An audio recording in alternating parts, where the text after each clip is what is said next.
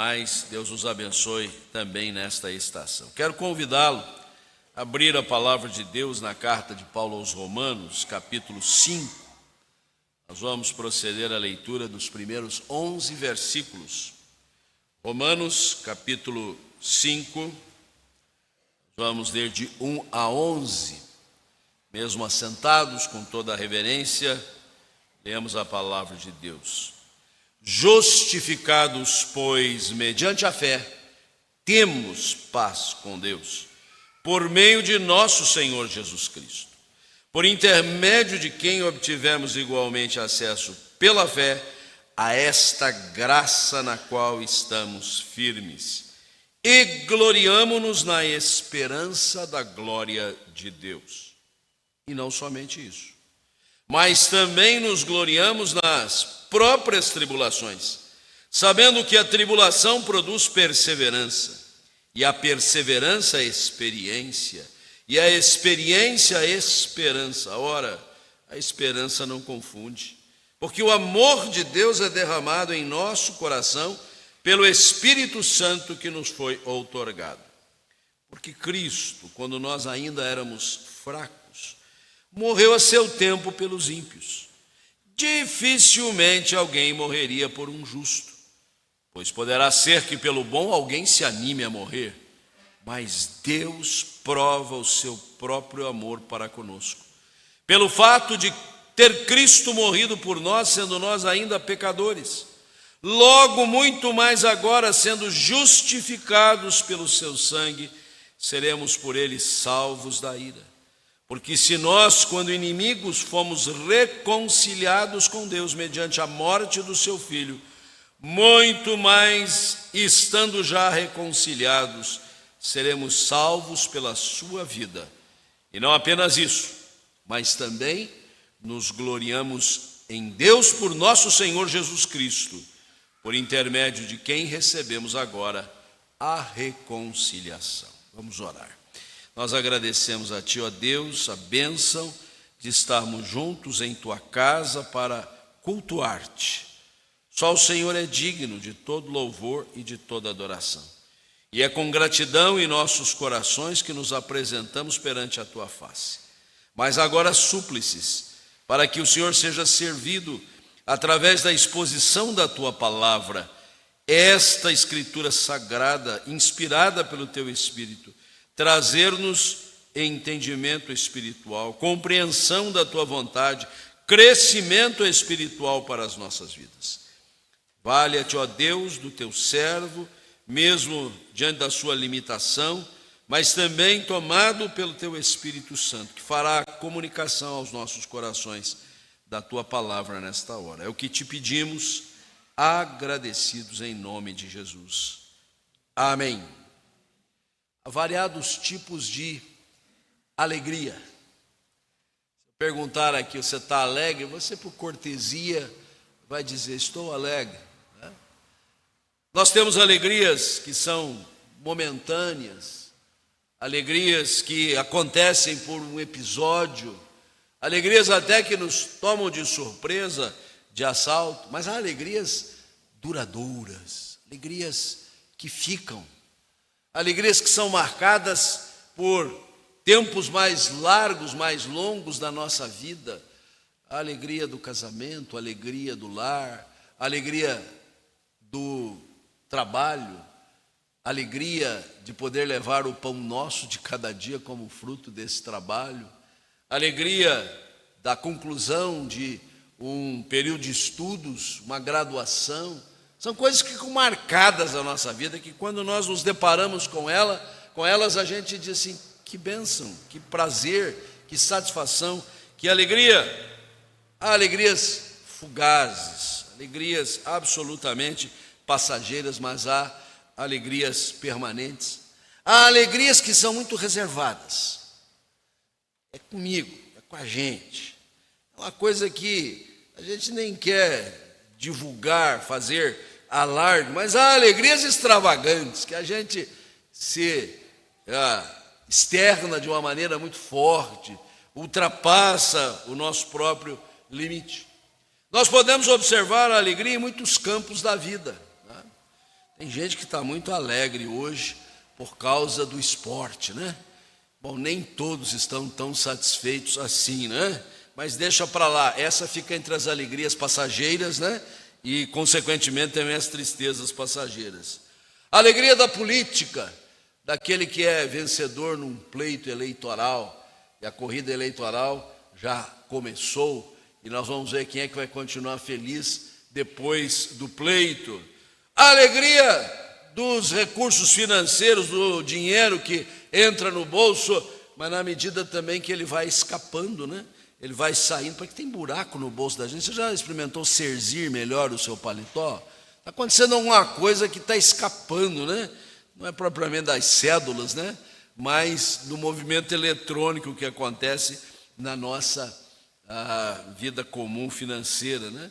Então, essas coisas podem nos propiciar alegrias, mas elas também muitas vezes propiciam tristezas, dores, lamentos, perdas enormes. Há um verbo eminentemente bíblico que traduz um tipo de alegria especial, e por 3 vezes nesta passagem que lemos, ele aparece, e às vezes nos escapa o seu sentido, o seu significado. O apóstolo diz: gloriamo-nos, e reprisa a terminologia, e ainda uma vez mais, quase no final desta perícope, ele volta a dizer: gloriamo-nos, ou seja, é uma manifestação especial de alegria. Eu poderia dizer assim, é uma alegria extraordinária, é uma alegria que não está refém de circunstâncias, não é uma alegria que depende da situação, do momento, daquilo que está acontecendo. É uma alegria que tem a capacidade de permear a nossa vida inteira, de estar conosco em ambiente cultico, litúrgico, de adoração. Quantas vezes a gente já não cantou alegria aqui, nos cânticos, nos hinos, inclusive esse derradeiro que apresentamos ao Senhor. Mas a alegria que vai conosco quando o culto acaba, quando a gente vai para casa, vai amanhã para as nossas lides, uma alegria que nos acompanha o tempo inteiro. E o termo é muito próprio, gloriar-se, glória.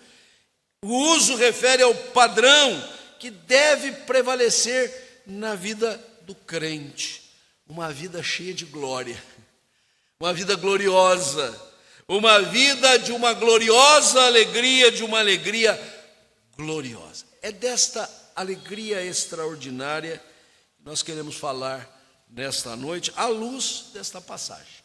A carta aos Romanos é um legado paulino maravilhoso, é um denso material teológico que Paulo pôde, enquanto era servidor, ministrador na igreja de Corinto, onde ele permaneceu 18 meses, escrever. Ali Paulo deu uma parada técnica, vamos chamar assim, porque as jornadas paulinas eram muito intensas. Hoje aqui, amanhã ali, depois de amanhã colar. Até parece o reverendo Juarez, quando vocês veem que eu estou aqui cedo, de noite em outro lugar, outro dia eu estou não sei aonde, né? Mas a de Paulo era muito mais difícil, porque esse que vos fala pode contar com diversos tipos de transporte, especialmente aqueles que são mais rápidos, né? Paulo não. Ou usava algum animal, mas via de regra a pezito, né? Pé 2, um passo após o outro. Mas lá em Corinto, aprouve a Paulo fazer quase que um retiro. Lógico que não, porque Paulo ministrava o tempo inteiro. Mas o que deu a ele condições de escrever uma epístola como esta, uma grandeza doutrinária, uma profundidade teológica como poucas. Como nós sabemos, a epístola está dividida em 2 partes, a eminentemente teológica, que vai do capítulo 1 ao capítulo 11, e a segunda parte, a partir do capítulo 12, recomendações práticas. Por quê? Porque nós temos que conhecer uma doutrina e professá-la, não apenas de lábios, mas com a nossa vida. Então nós aprendemos teologia, recitamos o credo, podemos dar uma aula de escola dominical, ministrar num pequeno grupo, pregar do púlpito aquilo que cremos. Agora a questão é, nós estamos vivendo isso? Na prática nós estamos sendo crentes como assim afirmamos na nossa profissão de fé? E as duas coisas se conjugam perfeitamente nesta carta. Então, nós estamos na parte teológica, mas uma parte teológica extremamente prática, que nos leva a refletir exatamente sobre quais são os pilares que movem a nossa extraordinária alegria. Em quem nós temos nos gloriado. Não é uma questão simplesmente de abrir um sorriso na face, de dar uma gargalhada, de poder mostrar através dos nossos gestos que, de fato, somos pessoas alegres, felizes, contentes, gloriosas, mas de realmente termos justificativa para tal. E eu quero fazer uma inversão aqui, você vai entender por quê, né? Geralmente o expositor da palavra vai andando, né? Vai começando o primeiro verso, vai tirando as lições preciosas até a gente terminar. Mas aqui eu vou fazer uma inversão da exposição. Porque a primeira coisa que é importante ressaltar é que nós devemos nos gloriar no Senhor. Gloriamo-nos no Senhor. O que vale dizer, nós não nos gloriamos em nós mesmos. Nós não nos gloriamos uns nos outros. Nós não temos alegria motivada porque nos conhecemos, porque pertencemos a esta igreja, porque apreciamos a sua atividade, o seu trabalho, porque inclusive fazemos parte da engrenagem, do funcionamento, da estrutura da igreja. É muito bom que assim seja. Que você tenha prazer de vir à casa de Deus. Que você tenha a alegria de servir ao Senhor. Que você possa efetivamente estar envolvido com tantas áreas que a igreja tem. Nós temos espaço para você servir no ensino, no louvor, na intercessão, na ação social, no acolhimento, na misericórdia, nos socorros e por aí vai. Então você é bem-vindo para integrar, para vir fazer parte. Mas é preciso que você aprenda uma coisa: nós nos gloriamos no Senhor. Por quê?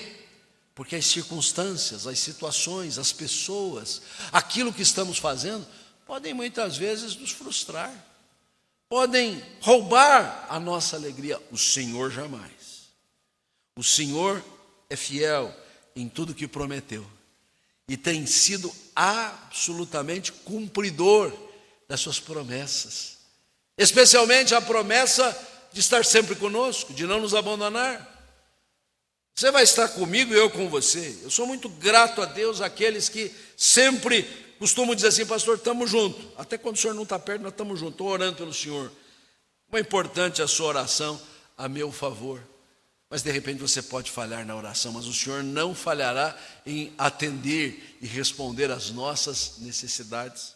E Paulo vai dizer isso lá no finalzinho mesmo, né? O verso 11 ele diz assim: gloriamo-nos em Deus por nosso Senhor Jesus Cristo. A alegria extraordinária está assentada sobre o fato de gloriarmos-nos no Senhor. O profeta Jeremias, no capítulo 9 da sua profecia, ele deixa algo muito parecido, que você já leu alguma vez. Vamos voltar para lá, capítulo 9, versículo 23. Ele diz assim: assim diz o Senhor, não se glorie o sábio na sua sabedoria, não se glorie o forte na sua força, não se glorie o rico das suas riquezas. 3 coisas boas para a gente ficar feliz de ter, né? Sabedoria, que é muito mais do que ter conhecimento, dominar alguma ciência. Sabedoria é algo que a gente aprende para praticar, para viver. Você pode ter uma pessoa muito douta, é pós-doc, e não tem um pingo de sabedoria. Não tem nada a ver uma coisa com outra. Tem uma pessoa absolutamente simplória, não estudou na vida, mal e mal, sabe ler a Bíblia, porque talvez aprendeu a ler na Bíblia. Se for outro livro, nem sabe ler. Mistério isso, né? Mas tem uma sabedoria, tem uma competência, tem uma capacidade. Mas Jeremias diz assim: não se glorie na sua sabedoria. Força. E essa força aqui não está definida. A gente pode pensar na força física, né? A força dos nossos músculos, a força que a gente deve manter, principalmente quando os dias vão correndo e a gente já não é tão forte como era antes, né? A força do esportista, né?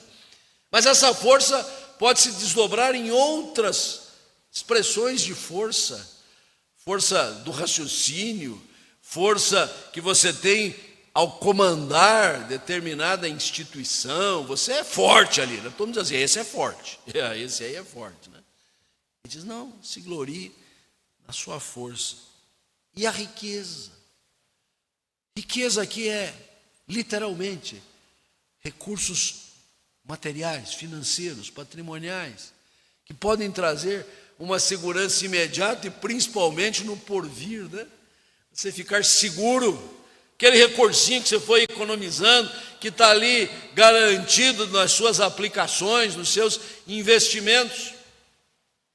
Mas o profeta diz com muita ênfase: não se glorie o rico no seu dinheiro, o forte na sua força, o sábio na sua sabedoria. Mas o verso 24 diz: aonde devemos depositar nossa alegria? Mas o que se gloriar, glorie-se nisto, em me conhecer e saber que eu sou o Senhor, e faço misericórdia, juízo e justiça na terra, porque destas coisas me agrado, diz o Senhor.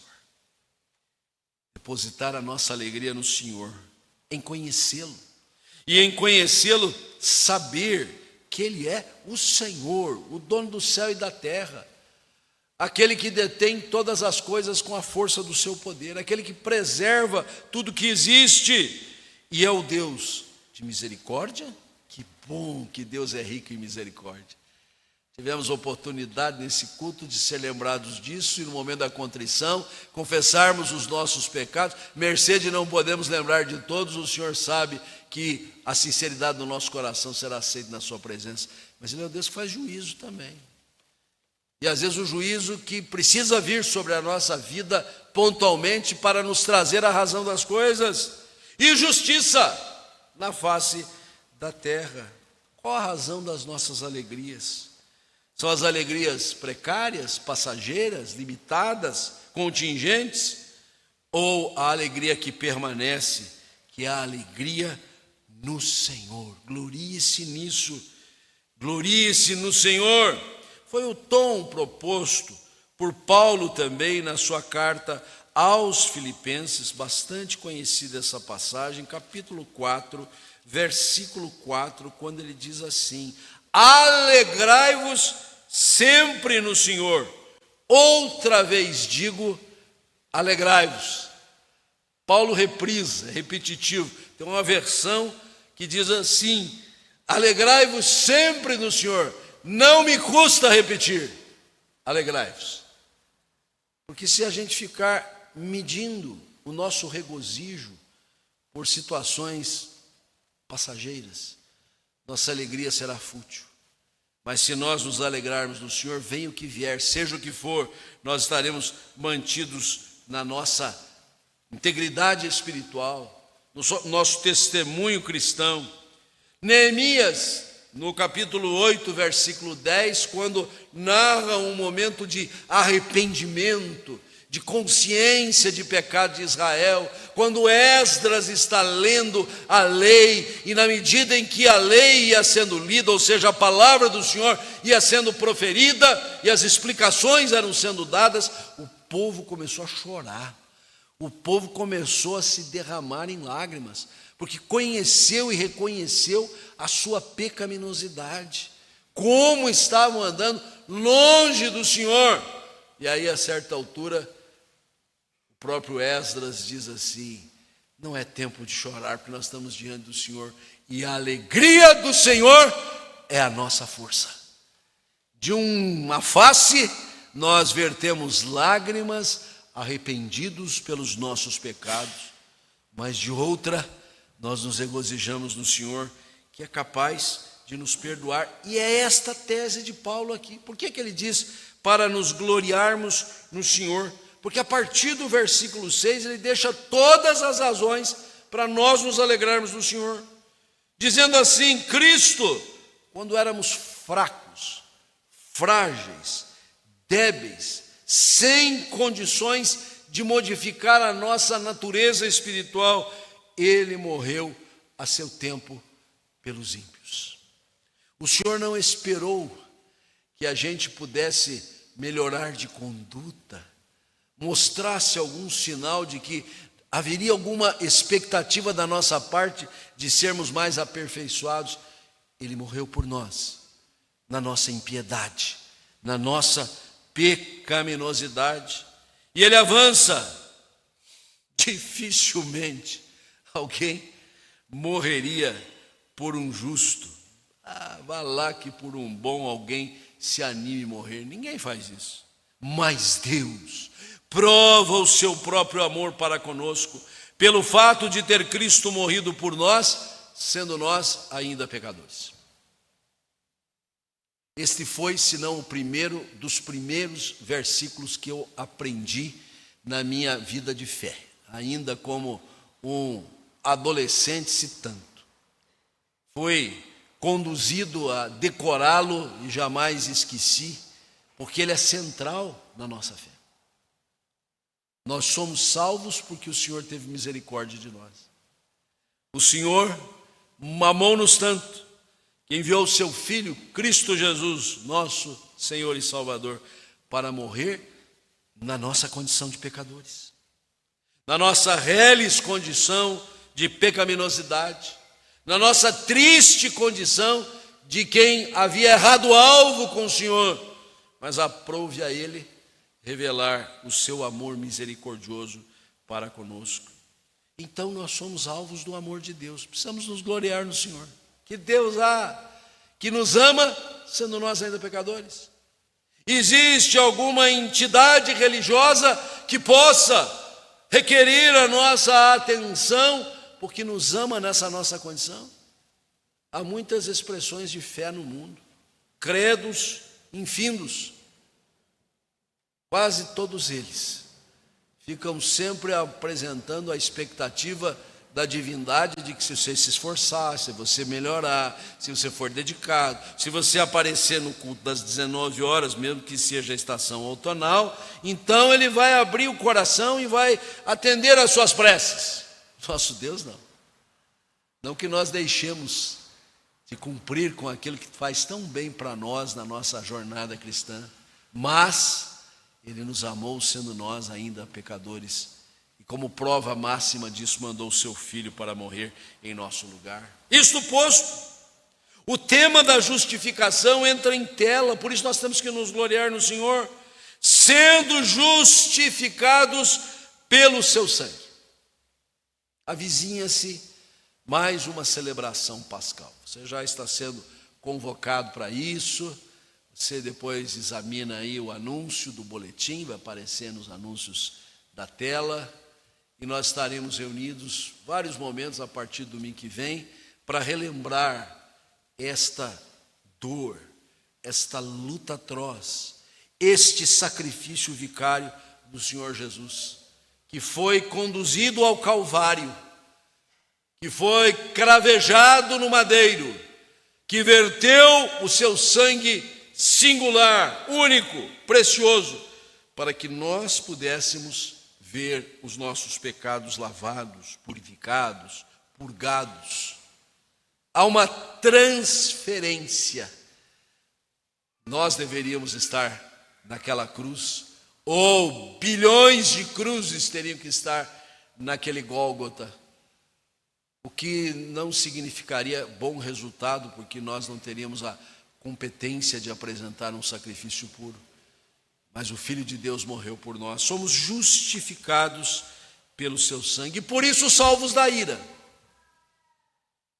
O Filho de Deus veio ao mundo, para que todo que nele crê não pereça, mas tenha a vida eterna.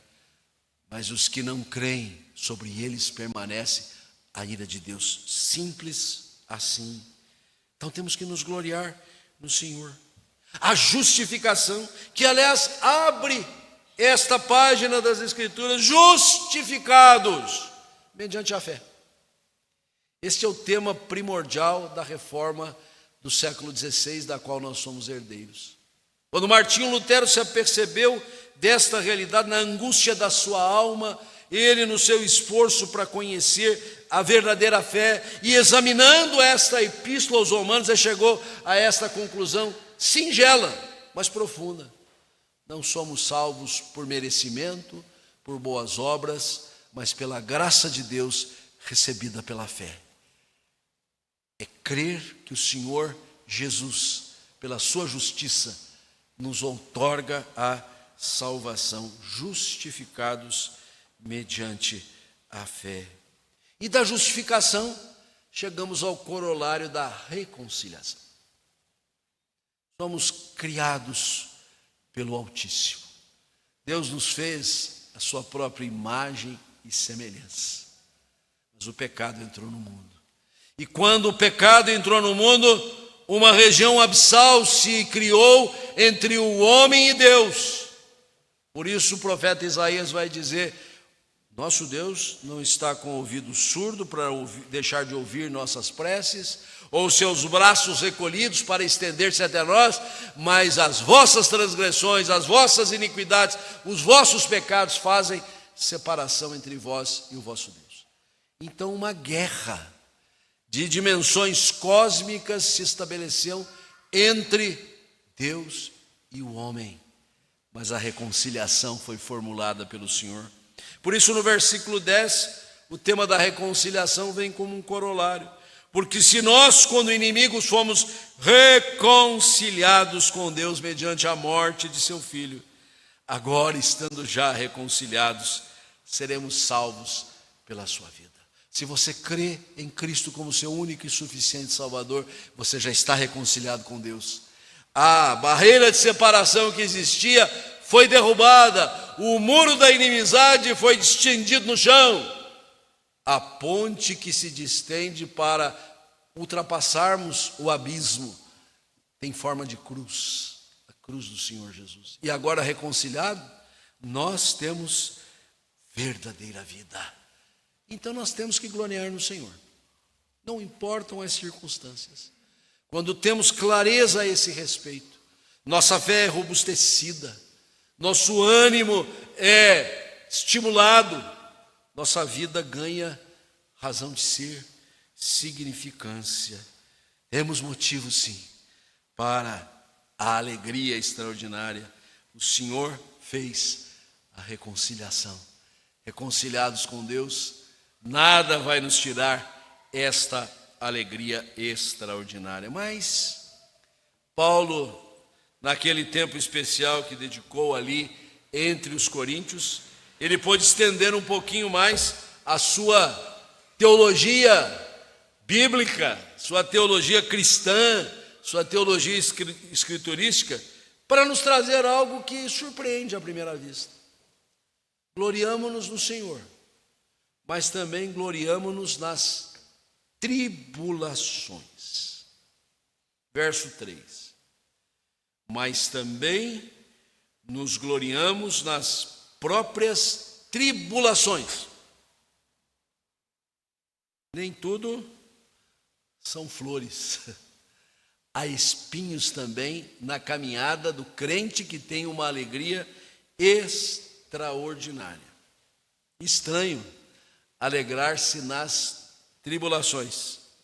E eu quero aqui enfatizar para você a expressão nas próprias tribulações. Porque é fato, nós devemos nos alegrar apesar das tribulações.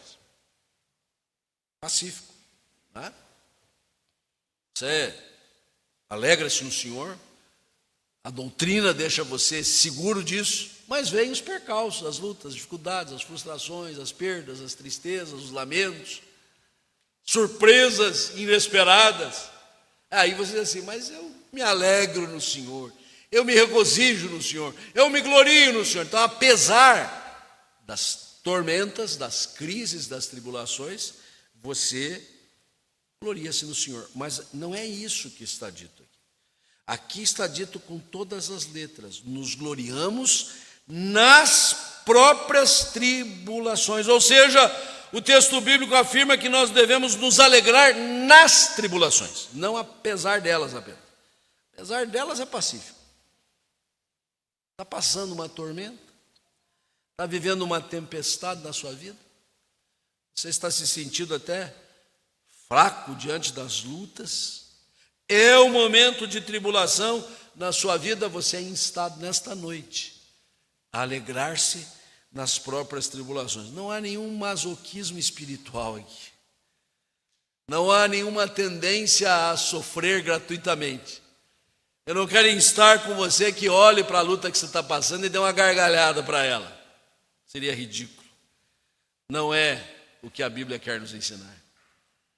A luta, a dor, a tribulação causa tristeza, lágrimas muitas vezes. E se tem que chorar, chora.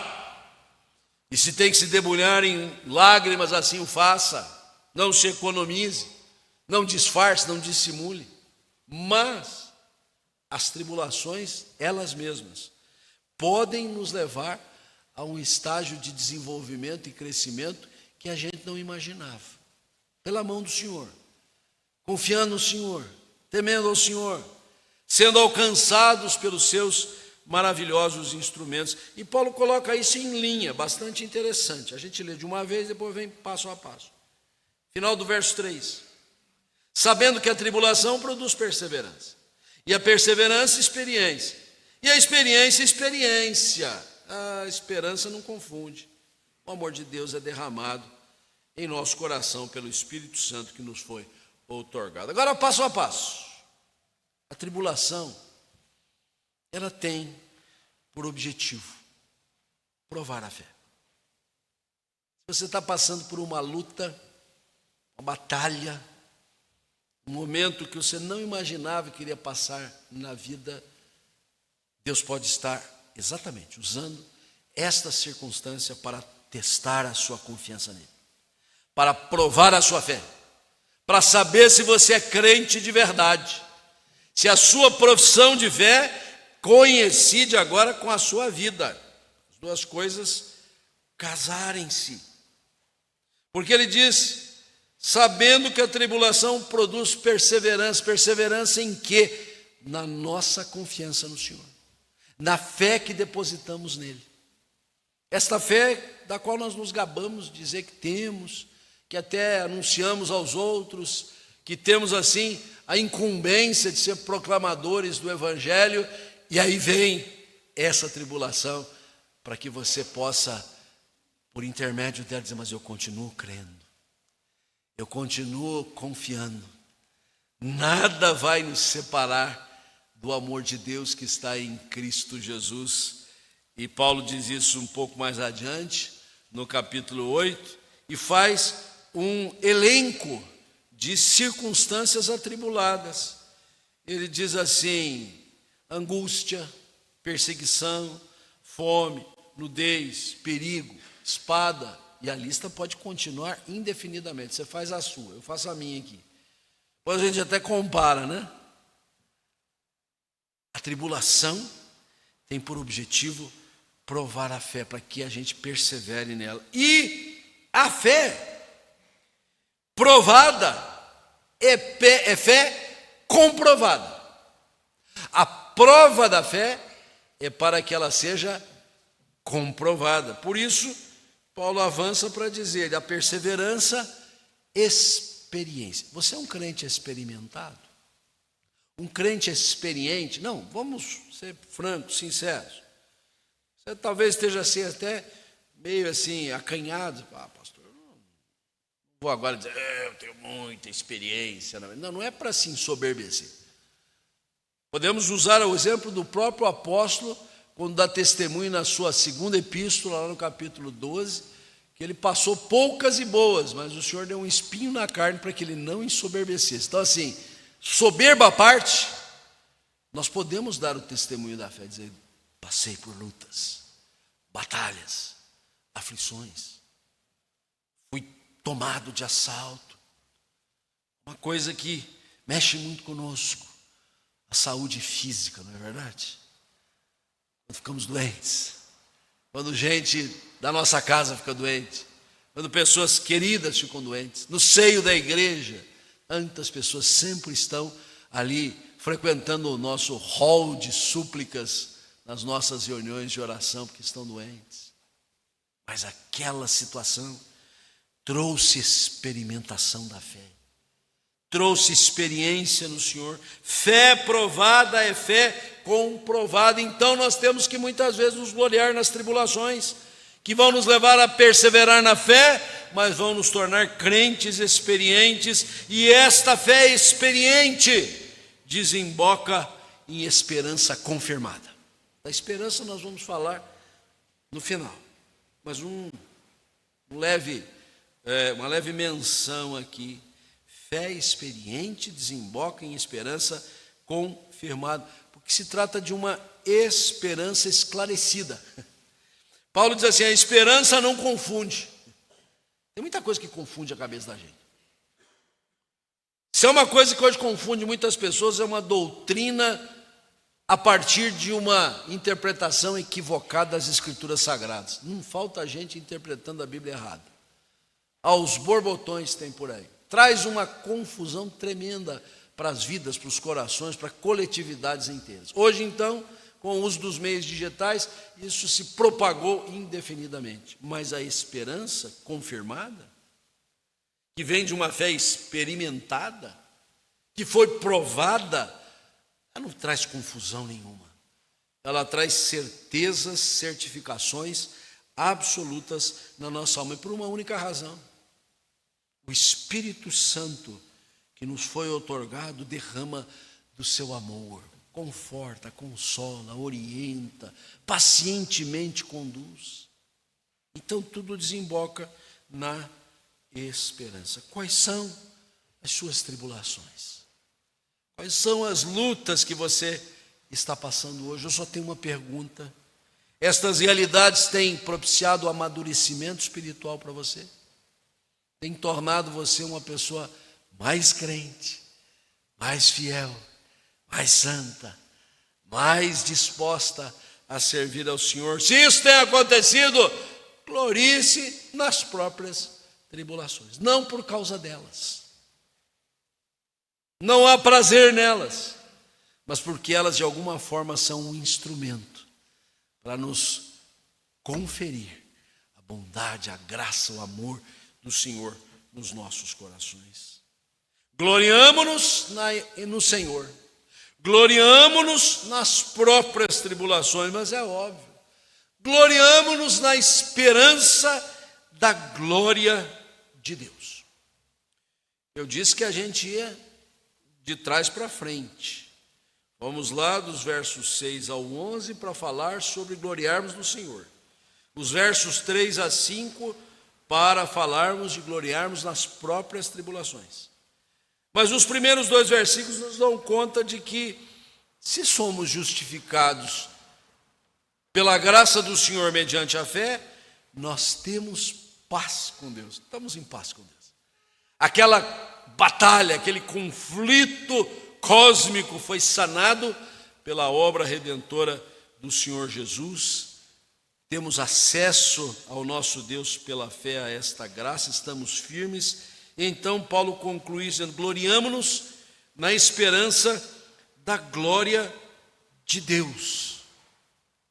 O que vale dizer, nós não nos gloriamos na esperança de que os dias melhorem, que haja uma mudança no estado de coisas que está ao redor, que finalmente venha a paz no mundo. Você não está orando pela paz? Eu estou orando pela paz, todos os dias.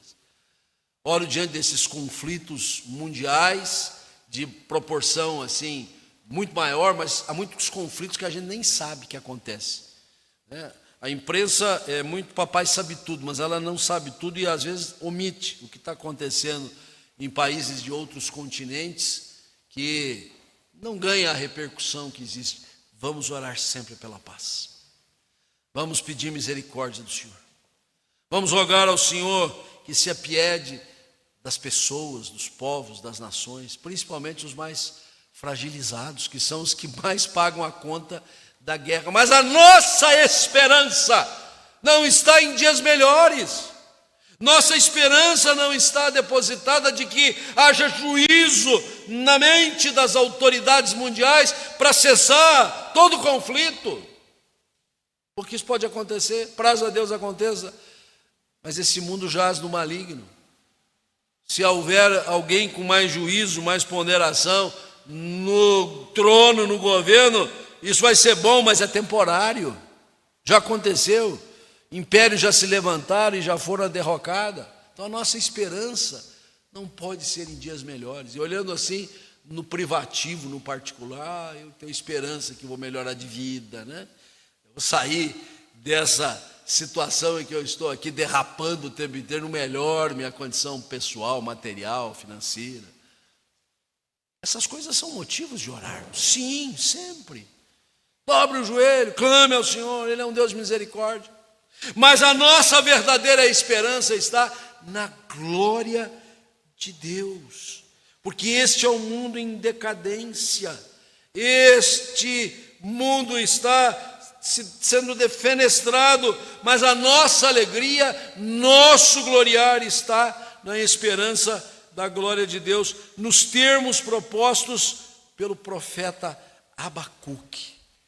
Este homem incrível, usado pelo Senhor, que diz coisas tão lindas, ainda que a figueira não floresça, não haja fruto na vida, o produto da oliveira minta, os campos não produzem mantimento, todavia eu me alegro no Senhor. Mas antes disso, no capítulo 2, versículo 14, o profeta Abacuque nos deixa esta mensagem que não pode ser esquecida: pois a terra se encherá do conhecimento da glória do Senhor, como as águas cobrem o mar. Esse planeta chama-se Terra equivocadamente, né? Tinha que se chamar água, né? Você sabe que tem muito mais água no planeta do que terra, na superfície, evidentemente, estamos falando disso, né? Por isso ele usou isso, esta figura. As águas que enchem o mar, muito mais abundantes do que as terras, elas são o padrão, o paradigma para nos falar do conhecimento da glória do Senhor, que é a terra. E agora a terra, entenda o seguinte: os que habitam na terra, os que pisam nessa terra, que hoje não sabem nada sobre a glória do Senhor, raras exceções, entre as quais provavelmente nós nos incluímos, assim eu espero. Nós temos esperança da glória do Senhor, que encherá toda a terra. Por isso, o apóstolo Pedro, com muita propriedade, na sua segunda epístola, quando indagado, e falamos disso hoje pela manhã de en passant, sobre a demora do Senhor voltar, já naquele período o povo estava assim, na grande expectativa da volta de Jesus, e Pedro, para responder que o Senhor não estava atrasado, ele diz assim, 2 de Pedro, capítulo 3, versículos 8 a 13. Uma coisa, amados irmãos, não deveis esquecer: o Senhor um dia é como 1000 anos como um dia. Não retarde o Senhor a sua promessa, como alguns a julgam demorado. Pelo contrário, Ele é longânimo para convosco. Falávamos sobre a longanimidade hoje de manhã. Não querendo que nenhum pereça, senão que todos cheguem ao arrependimento.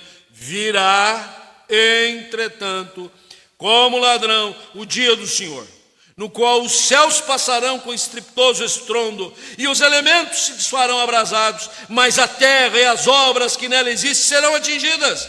Visto que todas estas coisas hão de ser assim desfeitas, deveis ser tais, como os que vivem em santo procedimento e piedade. Até aqui, coisas assombrosas, assustadoras, que chamam a nossa atenção para aquilo que deve ser parte da nossa alegria extraordinária. Gloriamos-nos na esperança da glória do Senhor, porque quando o dia do Senhor chegar, a coisa vai pegar. Não tenha dúvida a este respeito. Mas tem um outro lado disso, esperando e apressando a vinda do dia do Senhor. Nós estamos esperando, nós auguramos, nós anelamos. Certo, os céus serão incendiados, serão desfeitos, os elementos abrasados se derreterão. Nós, porém, segundo a sua promessa, esperamos novos céus e nova terra, nos quais habita a justiça. Os dias não estão bem, podem piorar. Não desejamos, oramos para que o Senhor nos ajude, mas se eles piorarem ou não, nossa esperança está depositada na manifestação da glória de Deus, para a qual nós militamos, para a qual nós nos entregamos e trabalhamos, esperando e apressando a vinda do dia do nosso Deus. Que assim seja, que Deus nos abençoe. Vamos, irmãos, ao ensejo deste culto.